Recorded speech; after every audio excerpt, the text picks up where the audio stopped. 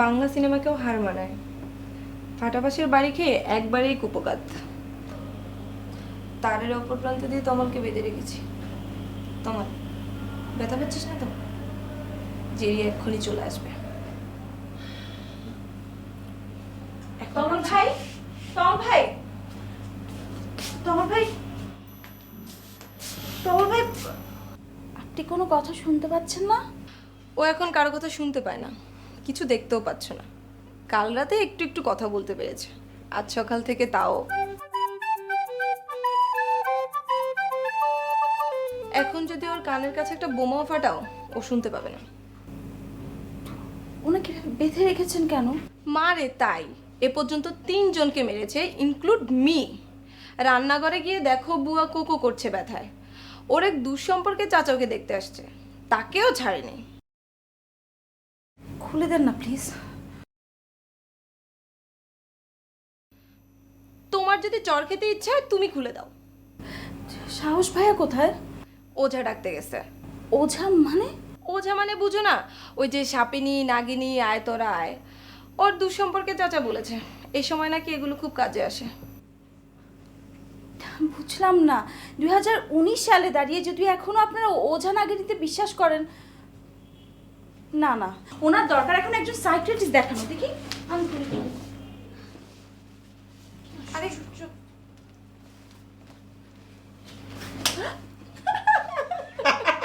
এখন তোমার দরকার একজন ডেন্টিস্ট। কি ভাবছি আমার পাশ দিয়ে মাথা ফাটায় ফাটায় চলে যাবি তাই না?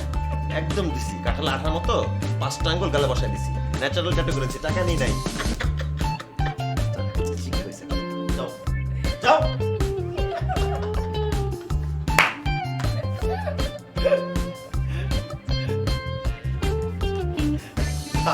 দারুণ শিক্ষা দিছি না? হ্যাঁ? একদম উচিত শিক্ষা হয়েছে। কি বলিস?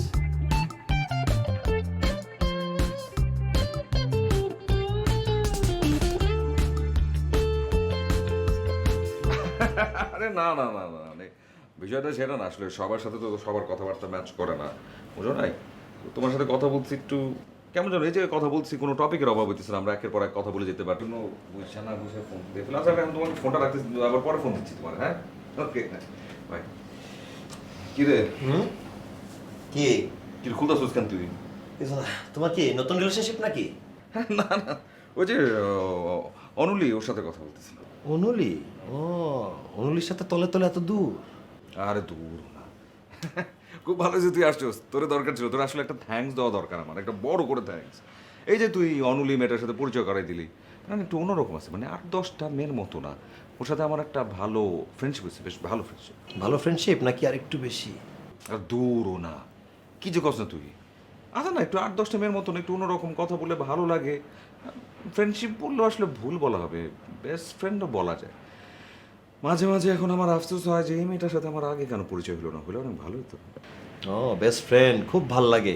তো বেস্ট ফ্রেন্ডও তো গার্লফ্রেন্ড হতে পারে।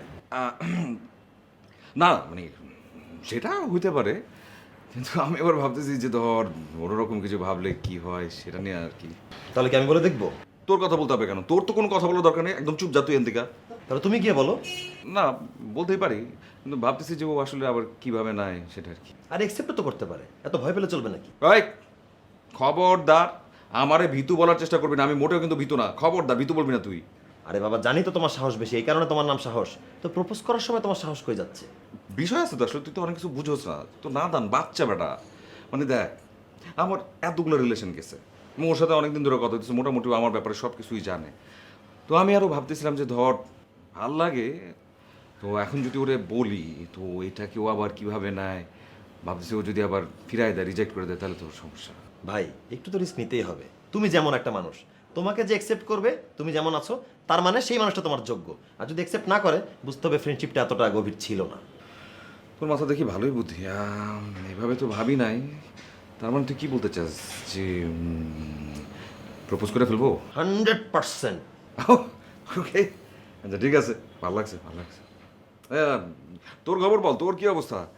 শুনলাম ওই যে পাশের ফ্ল্যাটে যে মায়াটা, ওইটারে নাকি তুই একটা উচিত শিখা দিছিস। একদম উচিত শিক্ষা দিছি, ঠাটা একটা চর মারছি। তুমি আমাকে কংগ্রেস জানাতে পারো। আগে হলে জানাইতাম, এখন কোনোভাবে তোমাকে আমি কোনো কংগ্রেস কিছু জানাবো না। মানে মানে তুমি বুঝতে পারছো না? আরে একটা মেয়ে মানুষ, তুমি তারে গায়ে হাত দিছো, তুমি গায়ে হাত দিতে যাবা কিসের জন্য? আর ও যে আমার মাথায় বাস দিয়ে বাড়ি দিল সেটা তুমি কিছু বলবা না? মাথায় বাড়ি দিচ্ছে কিসের জন্য? কারণ তুমি ওর সাথে ঝগড়া করছো, ঝগড়া করার দরকার কিছু, ঝগড়া করতা না। সাহস ভাই, তুমি সিরিয়াসলি তোমার মুখ দিয়ে কথা বলতেছো? আমার মুখ দিয়ে তো আমি নিজেই কথা বলবো, অন্য কোনো মানুষের সাথে তো কথা বলবে না।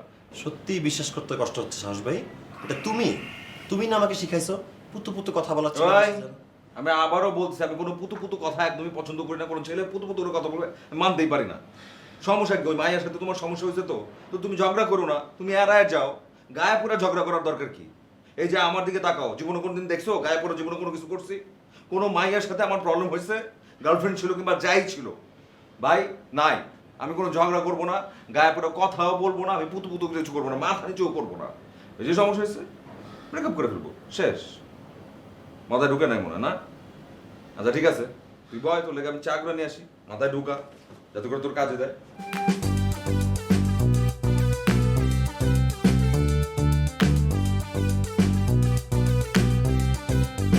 এক অ্যাপ, এক দেশ, বিনোদন, বিজনেস, কল অথবা চ্যাট কিংবা যে কোনো আপডেট, সবার জন্য সব সেবা একসাথে একই অ্যাপে।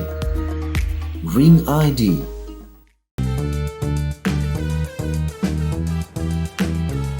অনুলি,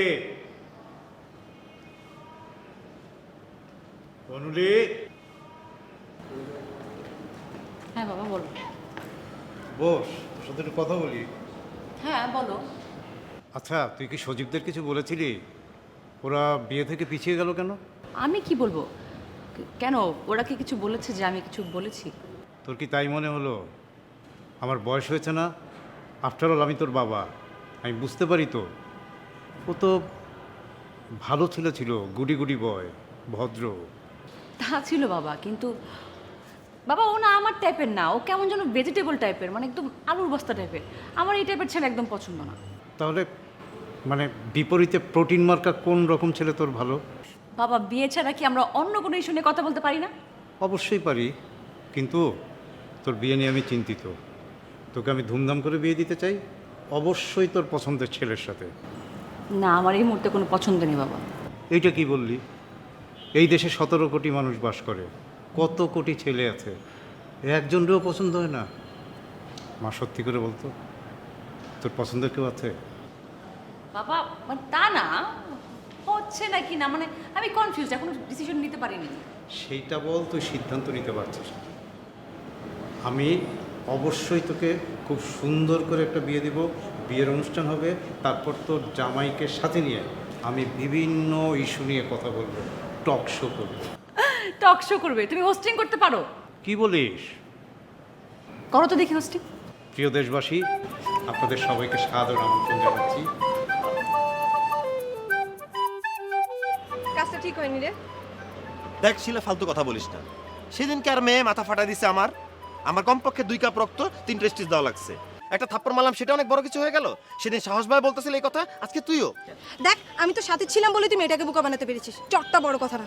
ওই ঘটনাটাতে মেয়েটা খুবই হার্ট হয়েছে। আরে বাবা, হার্ট থাকলেই না সে হার্ট হবে। আমি যদি এটা না করতাম তাহলে কি করতো জানিস? পুরো ভার্সিটিতে বলে বেড়াতে ফাটা বাস দিয়ে আমার মাথা ফাটায় ফেলছে। আর তাহলে কি হইতো? সবাই হাসাহাসি করতো, মুখ দেখানোর উপায় থাকতো? সেটা চাইলেও এখনো করতে পারে না, করতে পারে না, কারণ ও আমাদের হাতে এখন ধরা। দেখিস না, 2 দিন ধরে ভার্সিটিতে আসে না। আমরা যে বাড়াবাড়ি করছি এটাই কি তার প্রমাণ না? না, প্রমাণ না। এই মেয়েটার স্বভাব হচ্ছে ছ্যান করে ওঠা। দেখিস না, 2 দিন ধরে ভার্সিটিতে আসে না, এটা তার ওভার রিঅ্যাকশন। That's it. এই যে আপু, সরি ভাইয়া, একটু শুনবেন?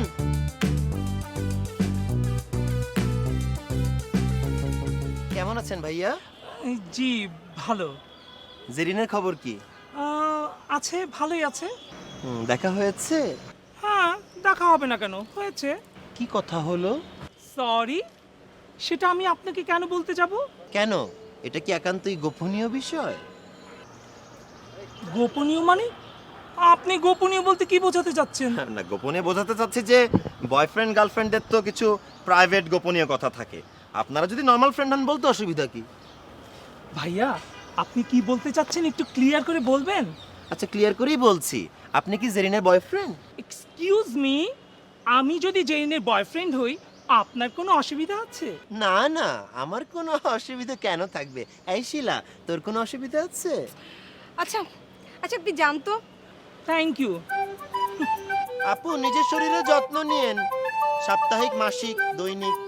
শোন, তুই এভাবে কথা বলা একদম উচিত হয়নি তোর। কেন তোর কাছে শিখতে হবে আমার কোন মাসে কিভাবে কথা বলবো? না, ওনার সাথে তুই এভাবে কেন আমাকে কথা তো বলবি? শিখাতে আসিস না না, প্লিজ। এভাবে কথা সব বলবি না। জায়গায় ডোমিনেশন মানায় না ছেলে।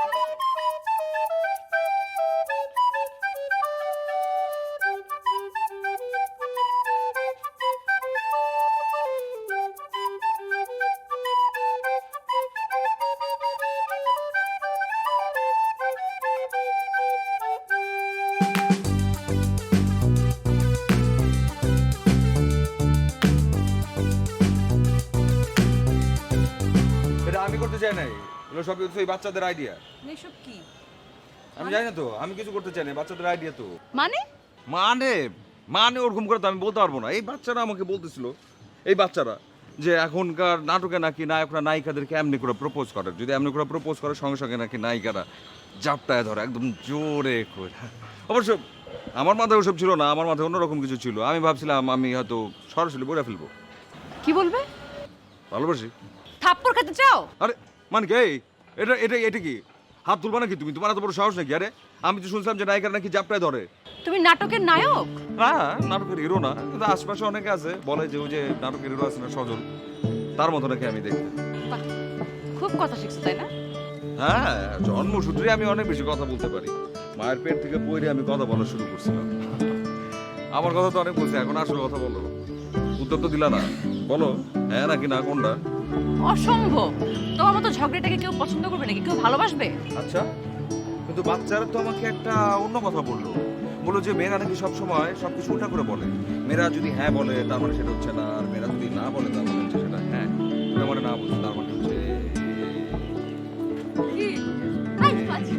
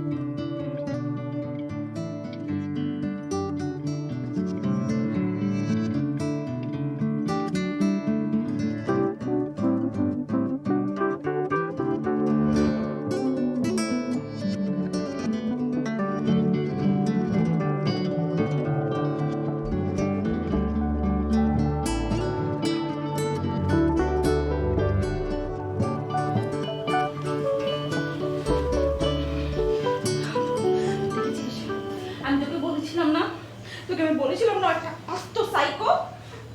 একটা পাগলের সঙ্গে থাকলে আমি নিজেও পাগল হয়ে যাব। তাই বলে তুই ভার্সিটিতে যাবি না, ঘর থেকে বের হবি না, সারাদিন বাসায় বসে বসে থাকবি? তোর কি করব আমি বল? করবোটা কি আমি? মনটা চায় মিউনিসিপ্যালিটি ক্রেনে তুলে ওকে একদম ডাস্টবিনে ফেলে রেখে আসি। I have a idea. কি? তোরা যেমন ফ্ল্যাটটা কিনেছিস ওরাও তাই। তোর মামা চাইলেও যেমন ফ্ল্যাটটা ছেড়ে চলে যেতে পারবে না, ওরাও কিন্তু তাই। আর তুইও ওর চেহারা আর দেখতে চাচ্ছিস না, রাইট? 100%। একদম সহজ সমাধান হচ্ছে তুই একটা বিয়ে করে ফেল, তারপর শ্বশুর বাড়ি চলে যা। ধ্যাৎ, কি বলছিস তুই সব? ব্যাপারটা কি ওরকম হয়ে গেল না যে আমি এক গ্লাস দুধ খাবো আর সে কারণে আমি পুরো আস্ত একটা গরু কিনে ফেলি? আরে না, তা ঠিক না। শোন, আজ হোক কাল হোক তোকে তো বিয়ে করতেই হচ্ছে। আর মামাও সেদিন বলছিল তোর জন্য একটা ভালো পাত্র দেখেছে। সব মিলিয়ে আচ্ছা, তাহলে এই কথা এখন বুঝতে পারলাম। দেখ, তুই আমাকে একদম ভুল বুঝবি না। আমি কিন্তু মোটেও মামার পক্ষ নিয়ে কথা বলছি না। সব কিছু ভালো মতো ঠান্ডা মাথায় চিন্তা করে দেখ, সব কিছু কিন্তু তোর পক্ষেই যাবে, তোর জন্য ভালোই হবে।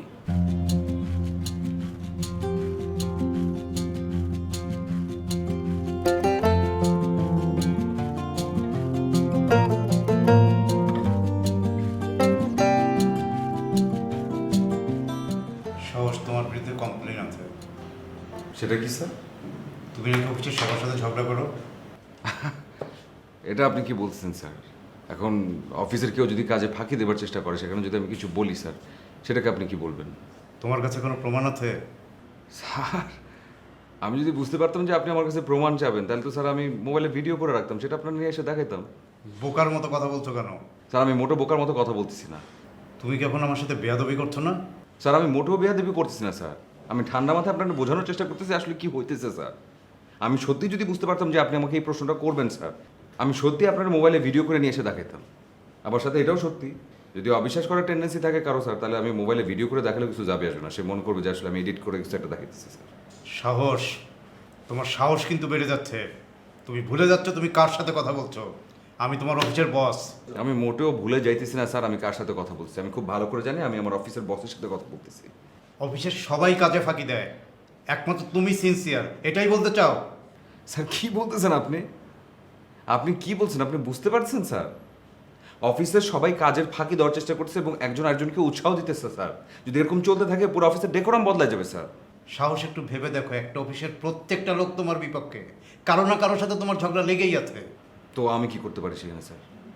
সাহস আমি চাইবো কারোর সাথে যেন তোমার ঝগড়া না হয়, কোনো ঝগড়ার পরিবেশ যেন তৈরি না হয়, সেই দিকে তুমি খেয়াল রাখবে। জি স্যার। আর কেউ যদি আমার সাথে গায়ে পড়ে ঝগড়া করতে আসে তখন কি হবে স্যার? তুমি স্রেফ ব্যাপারটা এড়িয়ে যাবে। তুমি তো বাচ্চা শিশু নাও যে কেউ তোমাকে উত্তেজিত করলো আর তুমি তার নাক ফাটিয়ে দেবে। স্যার, আপনি কিন্তু শুধু শুধু আমার বকাঝকা করতেছেন স্যার। আমি কিন্তু বকাঝকাটা ডিজার্ভ করি না স্যার। কারণ তুমি একা, সবাই তোমার বিরুদ্ধে কমপ্লেন করেছে। এখন তুমি যদি এটা বোঝার না চেষ্টা করো তাহলে তোমাকে স্যাক করা ছাড়া আমার কোনো উপায় থাকবে না। স্যার, কষ্ট করে আপনাকে স্যাক করতে হবে না স্যার। আপনি যেটা বলেছেন আমি খুব ভালো করে বুঝতে পারছি স্যার। আমি নিজেই রিজাইন দিয়ে দিব স্যার। কামন, তুমি কি আমাকে রেজিগনেশনের ভয় দেখাচ্ছ? ভয় দেখাইতেছি না স্যার আপনাকে। যেটা করতে পারি আমি সেটাই বলতেছি স্যার। এবং এটাও সত্যি, একটা অফিসে যদি অসৎ লোকের সংখ্যা অনেক বেশি বেড়ে যায়, সেখানে আসলে কোনোভাবে একটা সৎ মানুষ টিকতে পারে না স্যার। এবং আমি তার জলজাত প্রমাণ। কি বললা তুমি? আমি ডিজনেস্ট? আমি একবারের জন্য সেটা বলিনি স্যার। কিন্তু আপনি যদি অসৎ মানুষদের পক্ষ নিয়ে কথা বলেন তখন আমি কি বলবো sir? Get out, get out of here. G sir.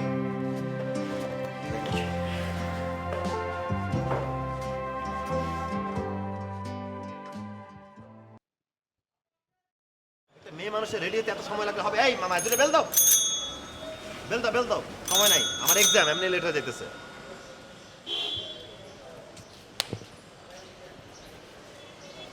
O Jerry চলে আসছে, আসো আসো, উঠে বসো, উঠে বসো। যেতে যেতে বলতে চাস? উঠে এসে বসো, যেতে যেতে বলছি। মানে কি আপনি আপনি সবসময় এরকম করেন কেন? সবকিছু কি আপনার কাছে ফান মনে হয়?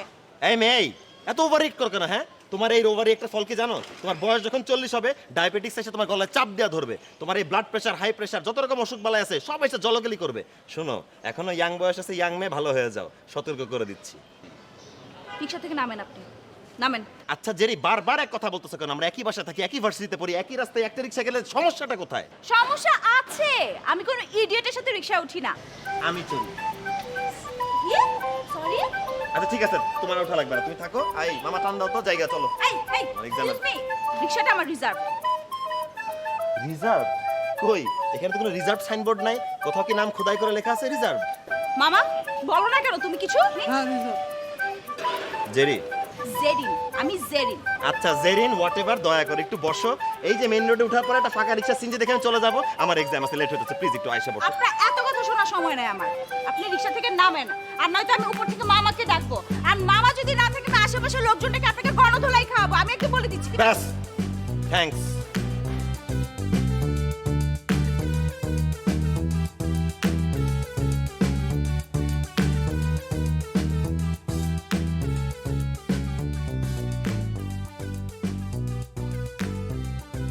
কে শাস্তি দিল আমার বাবুটাকে? কে?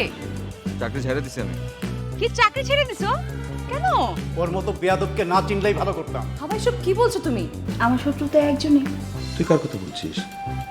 তোমার? তাই বলে তুই ওর এত বড় একটা ক্ষতি করবি? এখানে ক্ষতির কি আছে? সবকিছু ফান না তোমার।